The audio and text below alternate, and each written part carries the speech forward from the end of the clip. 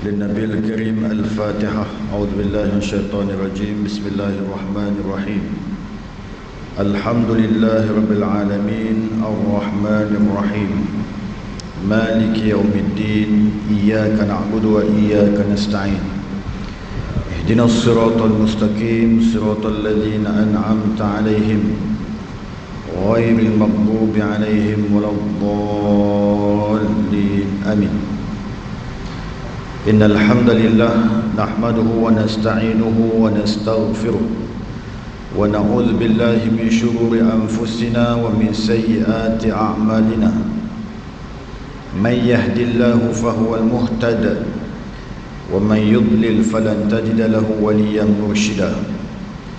أشهد أن لا إله إلا الله وحده لا شريك له وأشهد أن محمدا عبده ورسوله. اللهم صل وسلم على سيدنا حبيبنا المصطفى محمد صلى الله عليه وسلم.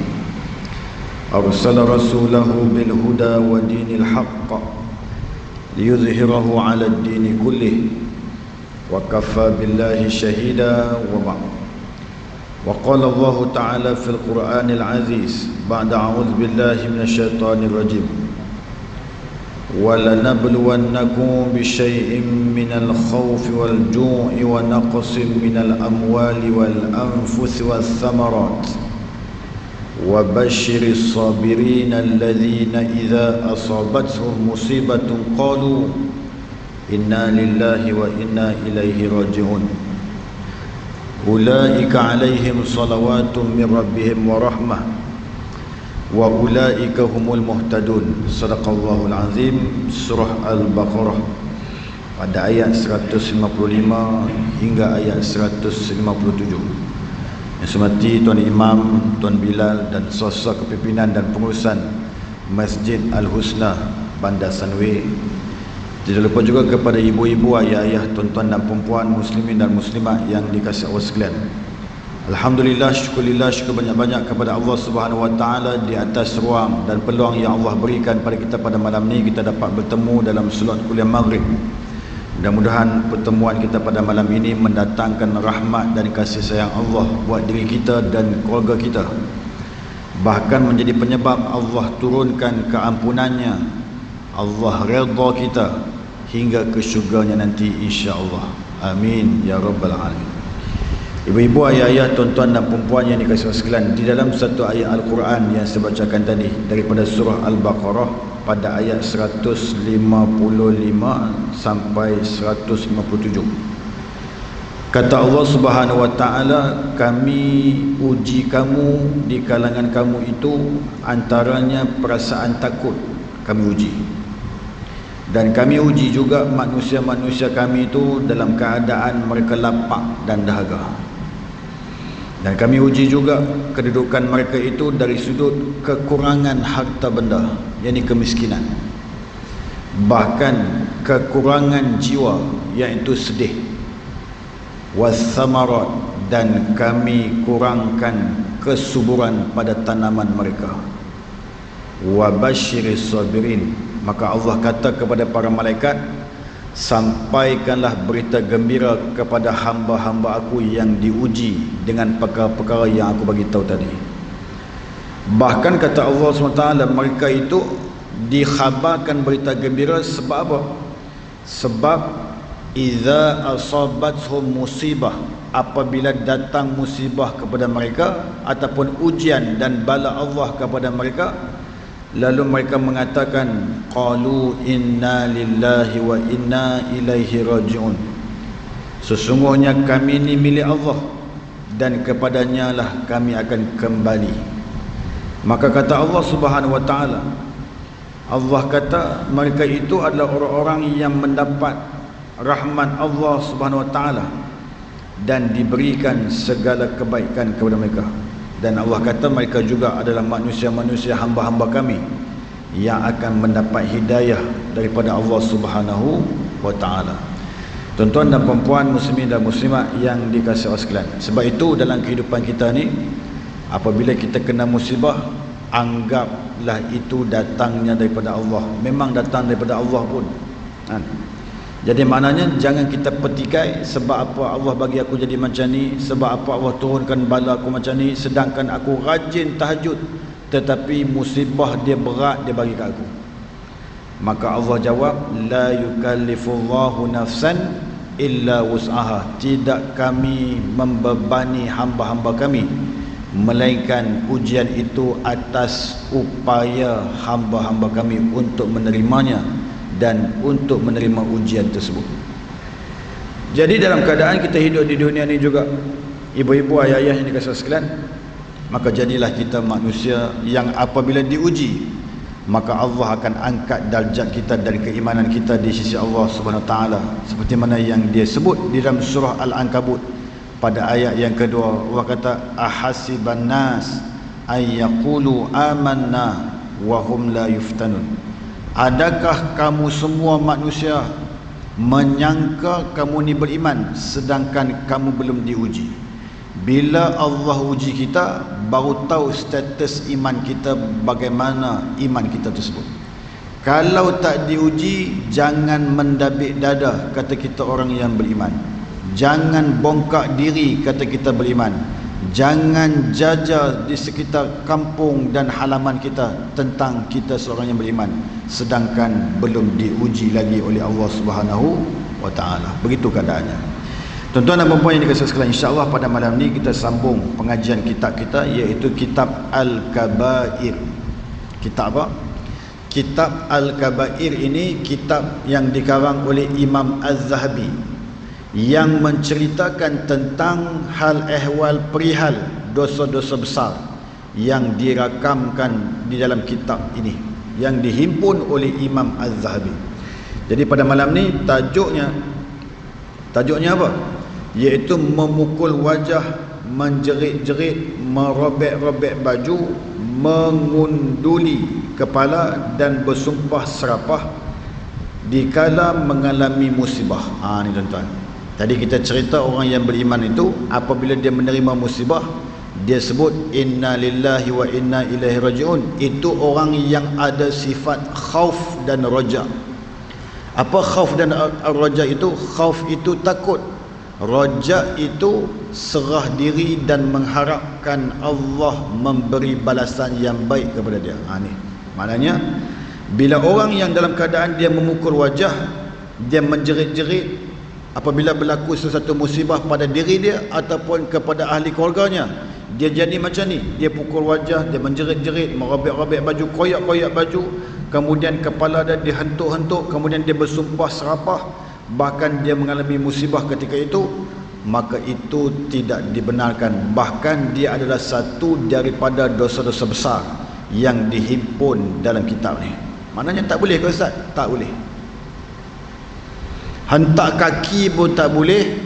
Kemudian menjerit-jerit, bertempik-tempik, berteriak-teriak sungguh-sungguh ni, seolah-olah macam marah sungguh dekat takdir Allah Subhanahu Wa Taala. Kita siapa nak halang Allah? Maknanya Allah SWT sesuatu apabila dia buat kepada diri kita ataupun keluarga kita yang kena musibah tersebut, redha bagi orang yang beriman. Bahkan ucapkanlah kalimah inna lillahi wa inna ilaihi raji'un. Kadang-kadang orang tanya kita, Ustaz, dia kata, Ustaz, abang saya accident semalam. Accident macam mana? Jatuh motor Ustaz, habis paha dia bersarat, habis calang, habis paha dia. Kita dengar macam tu, kita kata inna lillahi wa inna ilaihi raji'un. Ustaz, abang saya tak mati lagi. Saya kata bukan hal mati, hal kena musibah, sebutlah kalimah tu. Hal kena musibah dari sudut tanaman ke, dari sudut apa-apa yang berlaku pada keluarga kita ke, sebutlah inna lillahi wa inna ilaihi raji'un. Oh gitu, baru dia tahu. Jadi maknanya kita nak perbetulkan fahaman manusia ni, inna lillahi wa inna ilaihi raji'un tu bukan untuk mati semata-mata. Sebaliknya apa-apa musibah sekalipun boleh diguna pakai dan boleh diaplikasikan di dalam ucapan kita setelah kita mengetahui sesuatu musibah itu terkena kepada sesiapa sekalipun. Begitu. Imam Al-Bukhari meriwayatkan dalam sebuah hadis daripada Abdullah bin Mas'ud radhiyallahu anhu bahwasanya Nabi sallallahu alaihi wasallam bersabda, laisa minna man lattama al-khududa wa syaqqal juyuba wa da'a bid'wa al-jahiliyah. Cuba tuan-tuan tengok hadis ni. Hadis yang pertama, hadis sahih. Kata Nabi SAW, bukan termasuk golongan kami orang yang menampar pipi, merobek saku dan menyeru dengan seruan-seruan jahiliah. Jadi maknanya apa? Dia bebal, dia protes apabila musibah itu terkena pada diri keluarganya, ataupun terkena kepada ahli keluarganya, ataupun adik-beradiknya, atau sesiapa yang berdekatan dengannya. Dia protes tu sampai dia mengoyak-ngoyakkan bajunya dan dia menghentak-hentak kaki ke bumi Allah Subhanahu Wa Taala. Nabi kata apa? Orang yang macam tu dia bukan daripada galangan kami. Maknanya apa? Kalau nanti di alam mahsyar kita bersama-sama dengan Nabi sallallahu alaihi wasallam, dia no entry, tuan-tuan. No entry itu maksudnya apa? Tak dapat join dengan kumpulan ni. Kumpulan yang bersama dengan Nabi Muhammad sallallahu alaihi wasallam, kumpulan yang bersama dengan Rasulullah sallallahu alaihi wasallam ni, dia tak dapat ikut serta sebab kelakuan dia dan tingkah laku dia yang dia buat itu seperti mana Arab jahiliah punya perangai. Imam Al-Bukhari dan Imam Muslim juga meriwayatkan sebuah hadis daripada Abu Musa Al-Ash'ari bahwasanya Nabi sallallahu alaihi wasallam bersabda, berlepas diri dari syaliqah, haliqah dan syaqqah. Ni tuan-tuan. Siapa tiga orang perempuan ni tuan-tuan? Cuba tuan-tuan tengok. Ni tiga-tiga ni semua perempuan. Dia bukan lelaki, dia bukan apa? Dia bukan maknya dan dia bukan siapa-siapa. Tiga-tiga ni tuan-tuan semua perempuan tulen, tuan-tuan. Perempuan asli. Nabi kata kepada mereka, Nabi kata, berlepas dirilah kamu daripada syaliqah, daripada haliqah, daripada syaqqah. Tiga-tiga orang perempuan ni. Siapa mereka ni? Mari kita tengok kelakuan dia. Syaliqah adalah wanita yang menjerit-jerit ketika ada orang meninggal dunia. Ni tuan-tuan. Dia cukup kuat menjerit, tuan-tuan. Dengar kata satu kampung ni meninggal dunia, ada orang kampung meninggal dunia, dia menjerit ni tuan-tuan. Menjerit dia tu seolah-olah macam protes di atas sesuatu kematian yang berlaku di dalam kampung dia tersebut. Perbuatan itu ditegah oleh syarak. Siapa buat benda macam tu, dosa besar bagi dia. Mai ke kita ni, orang Islam, orang yang berada di dalam tanah air kita Malaysia yang tercinta ni tuan-tuan. Ni dah tahu dah benda-benda ni, dah banyak dah, tak ada orang yang perangai yang macam tu, sebab kita dah diajar oleh para ulama, dah diajar oleh para asatizah, dah diajar dah oleh orang-orang agamawan tentang perkara-perkara benda-benda macam tu tak boleh buat. Kita pun tak buat dah, tuan. Ada juga menangis. Siapa menangis? Isteri menangis. Suami meninggal dunia depan mata dia, menangis dia. Nangis sungguh, tuan-tuan. Nangis sungguh. Dia kata, aku tak ada lah, siapalah nak bantu aku, siapalah yang nak beli barang kat aku, siapalah nak keluar bersia-sia dengan aku, siapalah, semua siapalah. Ngadu ni. Tanam buang sebulan, tak ada dah siapalah, pandai-pandai sendiri. Macam tu orang buat. Jadi maknanya perangai jahiliah ni siapa dia? Syaliqah nama dia. Tuan-tuan boleh ingat nama ni. Syaliqah. Syaliqah ni nama Arab jahiliah yang suka menjerit di ketika mana saat kematian orang di dalam sesuatu kampung tu. Bahkan ada seorang lagi wanita yang bernama Haliqah. Nama apa? Haliqah. Haliqah adalah wanita yang mengunduli kepalanya ketika mengalami musibah. Haliqah ni lain sikit perangai dia, tuan-tuan. Perempuan juga dia, tetapi dia suka duk tanduk kepala ni. Dia suka duk ketuk-ketuk kepala dia, dia suka duk pergi hentak kepala dia seolah-olah macam tak guna dia ni hidup sebab ada orang ni dah mati. Sampai macam tu, tuan-tuan. Bahkan ada seorang lagi wanita namanya Syaqqah. Nama apa? Syaqqah. Syaqqah pula adalah wanita yang suka merobek-robek bajunya di waktu ditimpa musibah. Mai satu musibah kena dalam kampung ni, tuan-tuan, kena kepada diri dia. Dia koyak habis baju dia ni seolah-olah macam marah sungguh. Sebab apa Allah turunkan bala kepada diri dia ataupun ahli keluarga dia ataupun ahli kampung dia? Sebab apa macam tu? Dia koyak baju dia. Perbuatan macam ni, tuan-tuan, menyebabkan Nabi SAW haramkan mereka supaya tak boleh ziarah di perkuburan. Tak boleh zaman tu. Zaman tu Nabi kata apa? Kuntu nuhitukum an ziaratil kubur. Hari ni Aku haramkan kamu daripada menziarahi kubur. Sebab kamu punya perangai macam tu. Dia punya trend dia macam tu.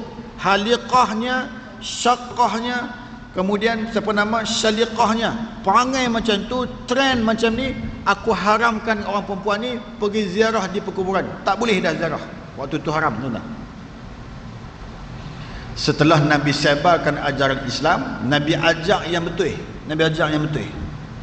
Nabi cerita yang betul, dan Nabi cerita adab dan etika manusia yang nak pergi ziarah di perkuburan ni. Nabi ajak betul-betul kepada sahabat dia.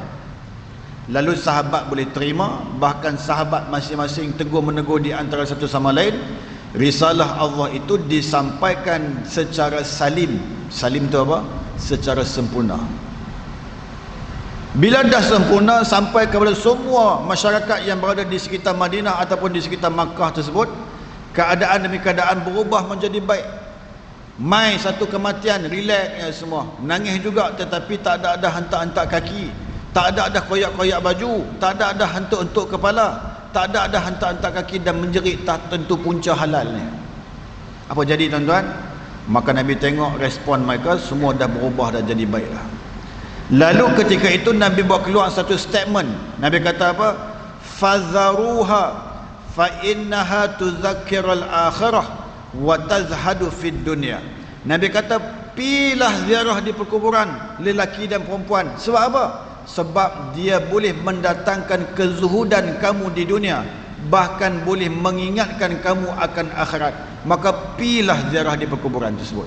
Maknanya hukum yang pertama tadi batal serta-merta. Maknanya macam pindaan lah.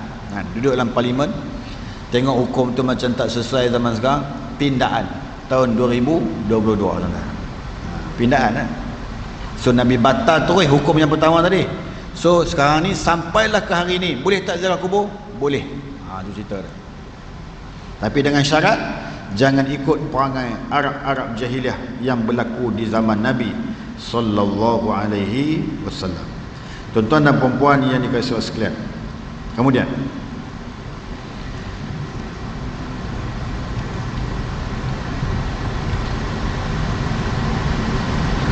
para ulama bersepakat bahawa ketiga perkara ini haram hukumnya. Jadi maknanya ketiga-tiga perbuatan tiga orang perempuan tersebut haram hukumnya.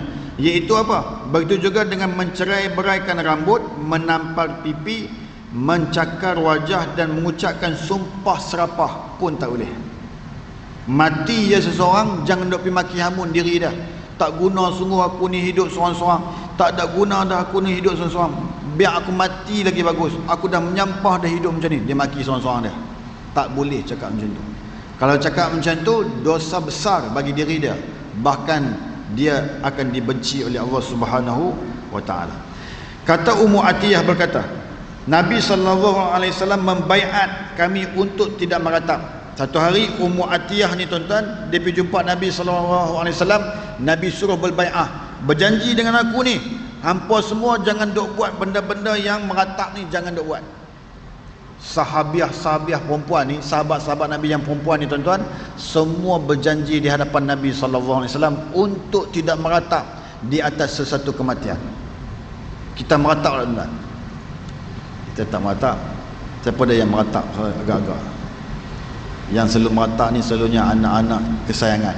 Anak-anak kesayangan. Oh, dia meratap semua. Dia kata abah dah tak ada, macam manalah kita ni. Bila abah dah tak ada ni rasa macam lumpuh dah, tak naklah belajar lah macam ni. Biarlah aku duduk rumah seorang-seorang, tak apa. Aku dapat bantu mak, biarlah aku tak nak belajar, aku tak nak kerja, aku nak duduk rumah saja. Oh, dia meratap ni, mula. Dia kata abah dah tak ada ni, aku nak pergi ziarah abah pun susah dah ni, macam mana aku ni. Dia jadi macam, dia duduk karang tuan. Dia duduk karang. Jadi maknanya benda macam tu ditegah di dalam syarak. Abu Hurairah radhiyallahu anhu meriwayatkan bahwasanya Nabi sallallahu alaihi wasallam pernah bersabda. Nabi kata apa? Isnatani fin nas huma bihim kufrun at-ta'nu fin nasbi wan nahiyatu wan niyahah 'alal mayyit. Sadaqah Rasulullah sallallahu alaihi wasallam. Cuba tuan-tuan tengok hadis yang kedua ni. Kata apa? Abu Hurairah kata, dua perkara yang ada pada manusia yang dengan keduanya mereka menjadi kafir, mencela nasab dan meratapi mayat. Ni tuan-tuan. Dua benda ni boleh jadi kafir tuan-tuan. Apa dia? iaitu mencela nasab. Nasab ni apa? Keturunan. Dia maki keturunan dia. Keturunan aku ni lah punca-punca aku jadi macam ni. Oh, jangan. Sikit-sikit marah keturunan. Dia kata ni tok kita lah panggil kita macam ni. Sebab tok kita lah kita jadi macam ni. Apa punya tok lah, apa punya keturunan kita ni, menyesal aku jadi manusia. Oi, tak. Benda macam tu haram kita perlakukannya di dalam kehidupan kita. Ibu-ibu, ayah-ayah, tuan-tuan dan puan-puan yang dikasihi sekalian, bahkan meratapi mayat pun tak boleh. Tak boleh meratap. Anak ni balik daripada London ni, dengar kata ayah meninggal, anak pergi beli tiket on the spot, pergi beli tiket. Beli tiket daripada London, naik terus flight sampai terus Malaysia. Mayat duk tunggu lagi ni sebab anak nak balik. Balik anak ni, anak kata mana mayat abah, mana mayat abah. Dia kata mayat abah ada dalam bilik. Dia lari pergi terkam tengok ayah ada yang ada dalam bilik tersebut. Dia buka sarung tersebut dan dia tengok dia duduk meratap ke ayah dia. Dia kata adik tak nak mengaji jauh-jauh sebab ni lah. Adik tak nak mengaji jauh-jauh, abah lah duk menjadi kami ni bagi mengaji jauh-jauh ni buat apa abah? Tengok kami ni dah tak sempat dah ni. Oh, dia duk meratap. Abah, bila abah tak ada ni, kami ni apa nak jadi ni wahai abah? Kami dah tak ada apa dah, kami dah tak ada saluran pengaduan kami, segala suka duka kami kepada abah. Abah dah tak ada ni, macam mana abah? Dia duk menghadap. Benda macam tu ditegah dalam syarak kita. Tak boleh. Jangan duk pergi meratap lah. Kata Abu Sa'id Al-Khudri radhiyallahu anhu, berkata Nabi SAW, Rasulullah SAW melaknat wanita yang suka meratap dan yang mendengarkannya. Jadi maknanya apa? Nabi tak suka orang yang meratap. Siapa ni? Siapa yang meratap ni? Orang perempuan. Bahkan orang perempuan yang meratap dan yang mendengarkan ratapan tersebut. Dia kuat lagi. Dah lah meratap tu dah dibenci oleh Nabi SAW. Tiba-tiba tinggi pula suara dia meratap tu. Itu tak dibenarkan. Bahkan Nabi laknat orang yang perangai macam ni. Laknat tuan. Apa maksud laknat? Laknat itu menghapuskan rahmat Allah Subhanahu Wa Taala kepada kita. Bila manusia tidak ada rahmat, maka kebaikan apa yang dia nak buat sudah lagi tidak bermakna dalam kehidupan dia. Sebab rahmat Allah itu tidak diberikan kepada dia. Dia kerana dia terkena laknat daripada Nabi sallallahu alaihi wasallam. Wa na'udzubillahi min dzalik. Tuan-tuan dan puan-puan yang dikasihi sekalian, Abu Daud meriwayatkan hadis daripada Abu Burdah, katanya suatu ketika Abu Musa Al-Ash'ari menderita sakit. Beliau tak sedarkan diri di pangkuan isterinya Ummu Abdullah. Ia pun mulai meratap sedangkan Abu Sa'id tak mampu mencegahnya. Setelah siuman, Abu Sa'id berkata, aku berlepas diri daripada apa yang Rasulullah berlepas diri darinya. Sesungguhnya Rasulullah sallallahu alaihi wasallam bersabda, berlepas diri dari wanita yang suka meratapi mayit, wanita yang mengunduli dan mencabut rambutnya ketika ditimpa musibah, serta wanita yang merobek-robekkan bajunya pada waktu mengalami musibah tersebut. Ni tuan-tuan, dia ni pensan ya tuan-tuan. Siapa ni yang pensan? Abu Musa Al-Ash'ari. Dia pensan. Dia pensan tu dia berada di atas pangkuan bini dia. Ni kira suami romantik lah ni tuan-tuan. Suami romantik. Dia duduk atas pangkuan bini dia. Bila dia pensan ni tuan-tuan, bini dia kata macam dia ni dah mati dah. Lalu bini dia kata apa? Bini dia meratap. Dia kata apa? Bini dia kata apa? Bini dia kata,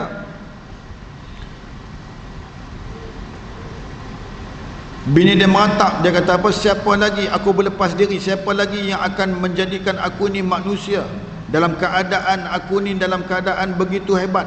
Bahkan aku ni siapa lagi yang akan membantu aku dalam kehidupan aku ni? Siapa yang kata tu? Isteri dia. Sebab kawan ni baru pensan, dia kata dia dah mati dah. Abu Musa Al-Ash'ari, dia dengar apa yang bini dia cakap ni tuan. Tetapi dia tak boleh nak balas balik sebab pensan. Dengar, tak boleh nak balas, tak boleh nak mencegah apa bini dia cakap tersebut. Setelah dia sedar daripada pensan tersebut, dia kata, wallahi aku pernah dengar Nabi SAW, Nabi tak suka orang yang meratapnya. Aku berlepas diri daripada perbuatan tersebut. Sebab dia tak buat, bini dia yang buat. Tuan-tuan. Jadi maknanya dia menegur bini dia dalam keadaan yang semikian. Nu'man bin Bashir berkata, suatu saat Abdullah bin Rawahah pengsan. Saudara perempuannya meratapinya. Saudara perempuannya kata apa?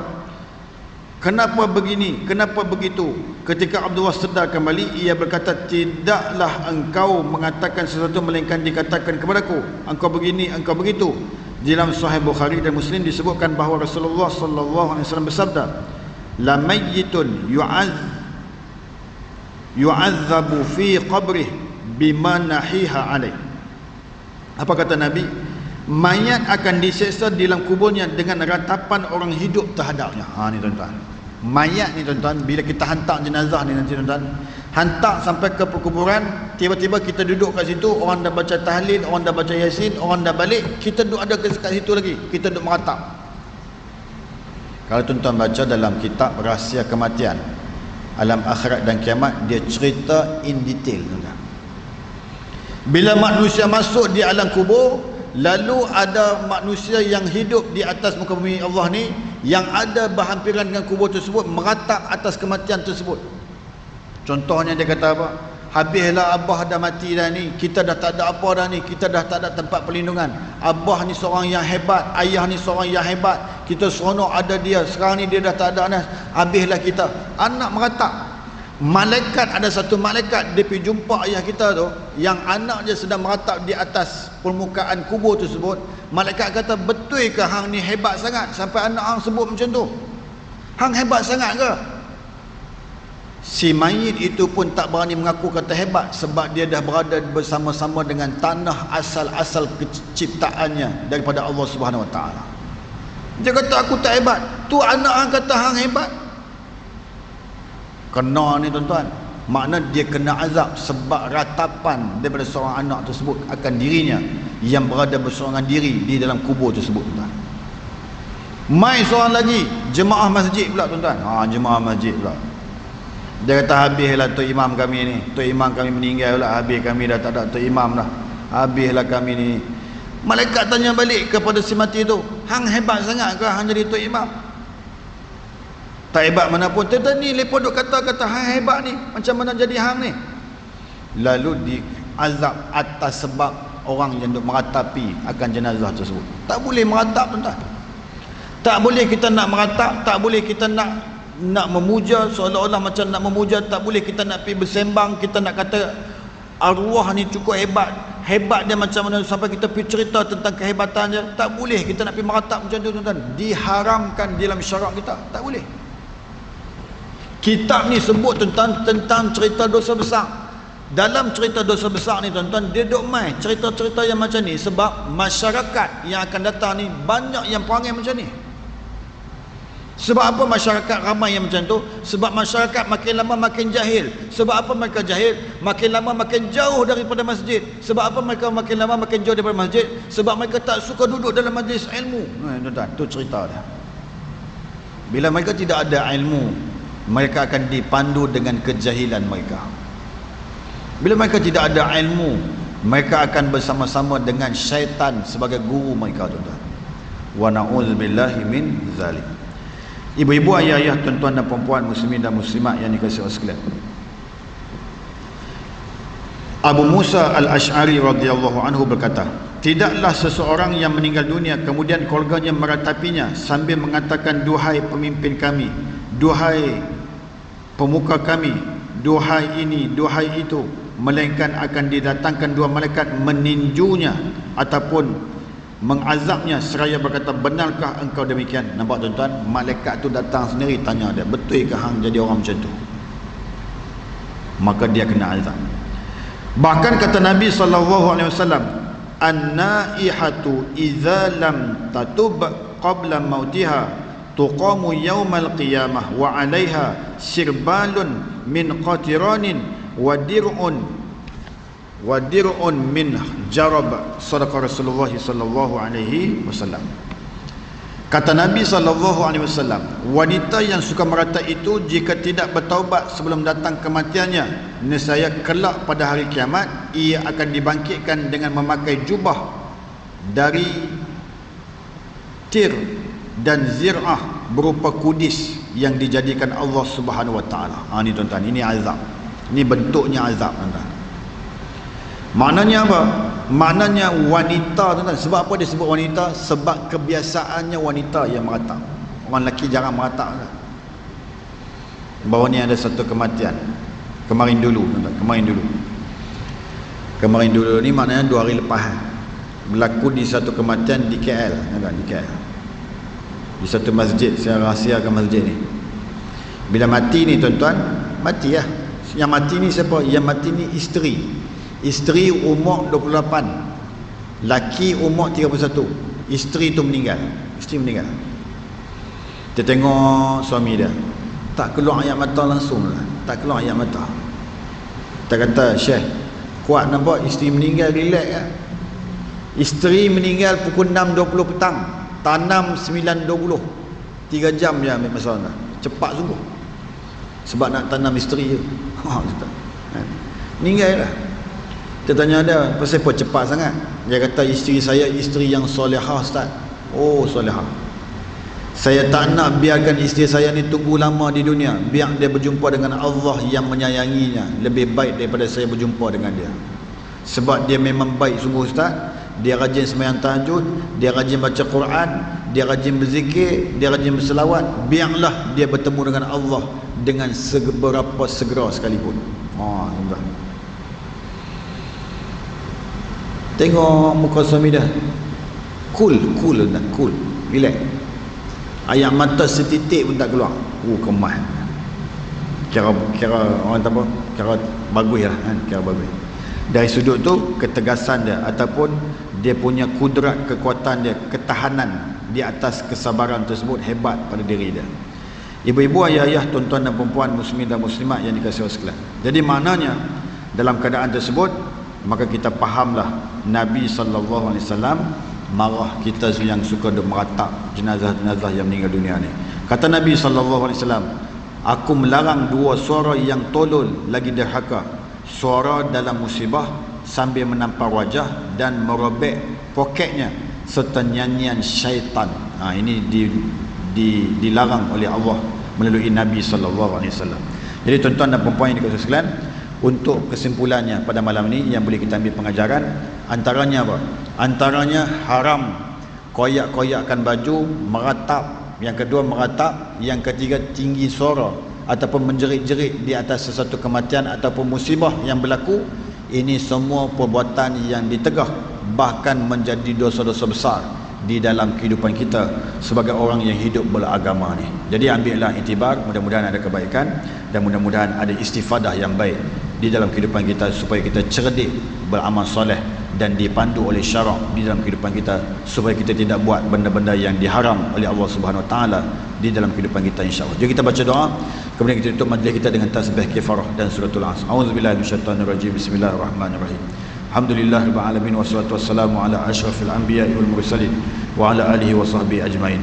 Ya Allah, ya Tuhan kami, di malam yang penuh dengan keberkatan ini, wahai Allah, apalah kiranya Engkau anugerahkan kepada kami kesihatan yang baik, keafiatan yang berterusan, kesembuhan daripada segala penyakit, bahkan dikurniakan kepada kami keampunan-Mu, keredaan-Mu, kerahmatan-Mu hingga ke syurga-Mu, wahai Allah. Ya Allah, ya Tuhan kami, Kau panjangkanlah umur kami, di dalamnya ada ketaatan dan keberkatan daripada-Mu. Kau pun mudahkanlah urusan dunia dan akhirat kami, wahai Allah. Wahai Allah, jadikanlah majlis ilmu pada malam ini menjadi penyebab kepada ibu dan ayah kami yang telah meninggal dunia, atau pasangan kami yang telah meninggal dunia terlebih dahulu. Kau jadikanlah kubur mereka satu taman daripada taman-taman syurga-Mu, dan jangan sesekali Kau jadikan kubur mereka satu lubang daripada lubang-lubang api neraka-Mu, ya Rahman. Ya Allah, jadikan kami manusia yang direzekikan untuk kami bertaubat sebelum tibanya ajal kepada kami. Rezekikan kami untuk mendapat husnul khatimah. Rezekikan kami untuk sempat menyebut kalimah-Mu, la ilaha illallah, sebelum nyawa kami berpisah daripada jasad kami ini, wahai Allah. Dan rezekikan kami juga, wahai Allah, agar dibebaskan kami daripada kesengsaraan dan azab di alam kubur dan di alam mahsyar-Mu nanti, wahai Allah. Dan masukkanlah kami ke dalam syurga-syurga-Mu tanpa dihisap segala amalan kami, wahai Allah. Allahumma rabbana atina fid dunya hasanah wa fil akhirati hasanatan wa qina adzabannar. Sallallahu ala sayyidina Muhammad wa ala alihi wa sahbihi wa barak wa salam. Walhamdulillahi rabbil alamin. Kita tutup majlis kita dengan tasbih kifarah dan suratul Asr. Subhanakallahumma bihamdik, asyhadu an la ilaha illa anta, astaghfiruka wa atubu ilaik. Bismillahirrahmanirrahim. Wal 'asri innal insana lafi khusr illa alladhina amanu wa amilus solihat wa tawassaw bil haqqi wa tawassaw bis sabr. Wa hadza wa billahi taufiq wal hidayah. Wassalamualaikum warahmatullahi wabarakatuh. Terima kasih semua.